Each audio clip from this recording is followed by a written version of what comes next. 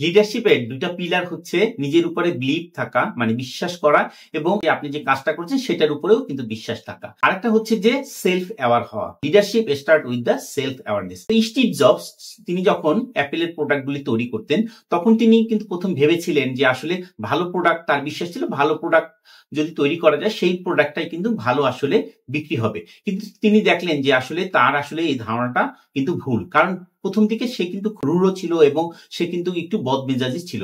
এরপরে সে কিন্তু মানুষের কাছ থেকে ফিডব্যাক নিয়ে তার এই প্রবলেমটাকে কিন্তু সলভ করে সে কিন্তু একজন ভালো লিডার হতে পেরেছিলেন। তো আমাদের সেলফ অ্যাওয়ার হতে হলে যেটা করতে হবে, তো এটা একটা টুলস এর মাধ্যমে আমরা দেখাতে চাই। সো জোসেফ এবং হেরি নামে দুই ভদ্রলোক একটা টুলস ব্যবহার করেছে যে সেলফ অ্যাওয়ারনেস হওয়ার জন্য। এটাকে বলা হয় হেরি উইন্ডো।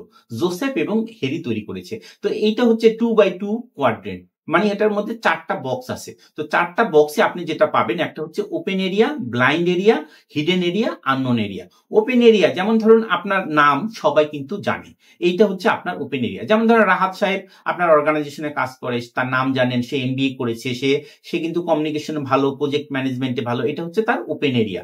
এখন রাহাত সাহেব যখন প্রেজেন্টেশন দিচ্ছে তখন কিন্তু সে দ্রুত বলে এবং সে কিন্তু মাঝে মাঝে রেগে যায়, এটা হচ্ছে তার ব্লাইন্ড এরিয়া। তো এই ব্লাইন্ড এরিয়াটা আমাদের বের করার জন্য অন্য মানুষের কিন্তু ফিডব্যাক নিতে হবে, হ্যাঁ, তাদেরকে জিজ্ঞাসা করতে হবে যে আমার আসলে প্রবলেমটা কি। তারপরে হচ্ছে যে হিডেন এরিয়া। রাহাত সাহেব প্রজেক্ট ম্যানেজমেন্টের জন্য একটা ভালো একটা সফটওয়্যার তৈরি করেছে, এটা কিন্তু সে শুধু নিজেই জানে, অন্য মানুষকে সে বলেনি। তো এটা সে টেস্ট করে, মানে ট্রায়াল এন্ড ইরর করে তার বসকে বলেছে। তারপরে বস দেখলো যে এটা খুবই ভালো কাজ করে এবং এটা কিন্তু টাইম অপটিমাইজ হচ্ছে। এটা হচ্ছে তার হিডেন এরিয়া। হিডেন এরিয়া মানে হচ্ছে অন্য মানুষকে আপনাকে বলতে হবে যে আমি এটা করেছি বা এই কোয়ালিটিটা আমার আছে। তো সবকিছু বিবেচনা করে বস দেখলো যে রাহাতকে কিন্তু আরো একটা বড় দায়িত্ব দেওয়া যায়।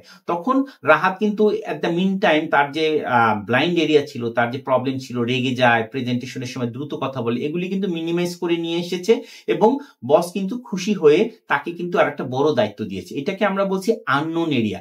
এই আননোন এরিয়াটা কিন্তু আপনি এবং আপনার বস বা আপনার শিক্ষক বা আপনার প্যারেন্টস, এটা কিন্তু বোথ পার্টি একসাথে কাজ করে এটাকে কিন্তু বের করতে হবে।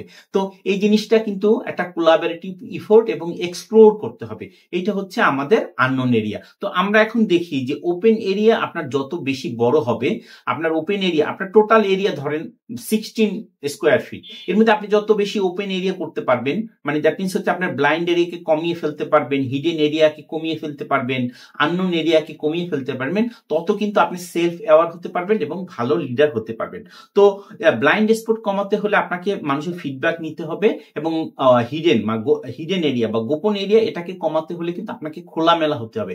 আপনার জিনিসগুলি, আপনার গুণগুলি, আপনার ভালো জিনিসগুলি মানুষকে বলতে হবে। এবং আননোন এরিয়াটা যদি কমাতে হয় তাহলে কিন্তু আপনার দুই পক্ষ একসাথে কাজ করতে হবে। তো আশা করি এভাবে সেলফ অ্যাওয়ারনেস করে লিডারশিপের আপনি কিন্তু অনেক ভালো একটা অর্জন করতে পারবেন।